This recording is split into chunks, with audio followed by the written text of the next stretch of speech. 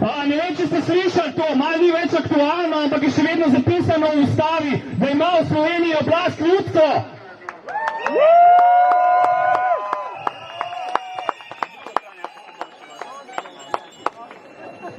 In zato predlagam, da ustanovimo ljudsko sodišče.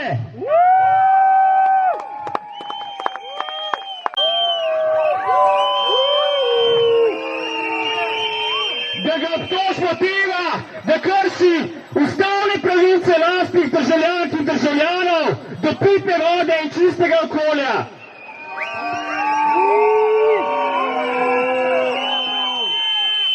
Da služi zgolj in samo kapitalu in svojim lastnim interesom, namesto tega, da bi služil ljudem.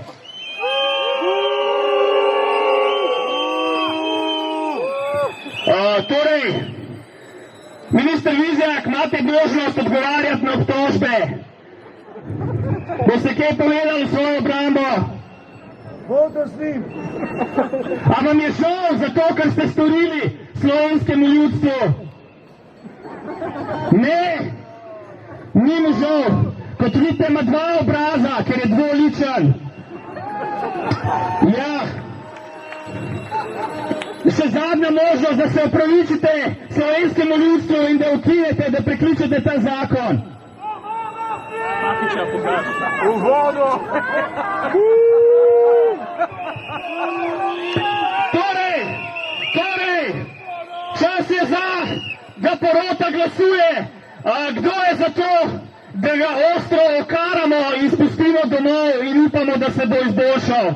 Ne! Pa je zato, da naredimo to, kar so v tem mestu že od nekdaj, oziroma že stoletja, počeli s tistimi, ki goljufajo ljudstvo za lastne dobičke.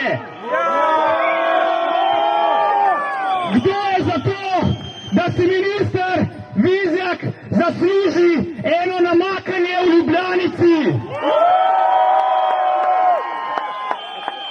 V skladu s tradicijo Ljubljane, ki je mesto heroj, ki je mesto, ki ne pristaja na izkoriščanje, na zlorabo, na korupcijo in na izprijene politike, vas obsojam na kopanje v Ljubljanici.